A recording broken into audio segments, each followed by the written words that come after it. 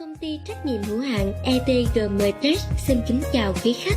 Chúng tôi chuyên cung cấp dịch vụ bảo trì, bảo dưỡng máy móc thiết bị ngành may mặc với phương châm uy tín tạo nên thương hiệu, cùng đội ngũ chuyên gia chuyên nghiệp, giàu kinh nghiệm, cam kết mang đến cho quý khách dịch vụ tốt nhất.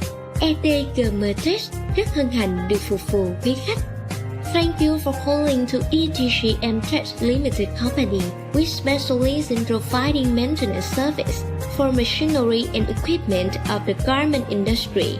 With the motto, Restrict, Create, Brand Reputation, and staff of professional experts, we commit to bring you the best service. ETG Mtress has the honor of serving you.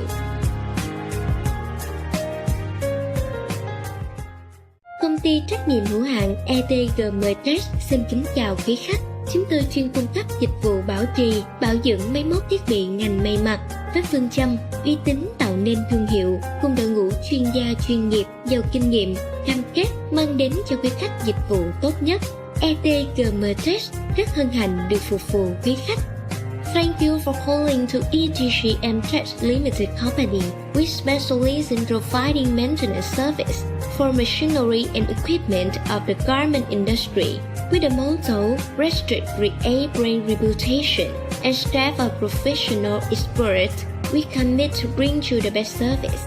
ETG Mtress has the honor of serving you.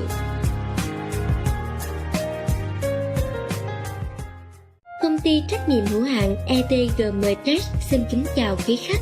Chúng tôi chuyên cung cấp dịch vụ bảo trì, bảo dưỡng máy móc thiết bị ngành may mặc với phương châm uy tín tạo nên thương hiệu, cùng đội ngũ chuyên gia chuyên nghiệp, giàu kinh nghiệm, cam kết mang đến cho quý khách dịch vụ tốt nhất.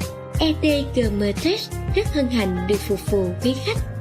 Thank you for calling to ETG Mtress Limited Company. We specialize in providing maintenance service for machinery and equipment of the garment industry.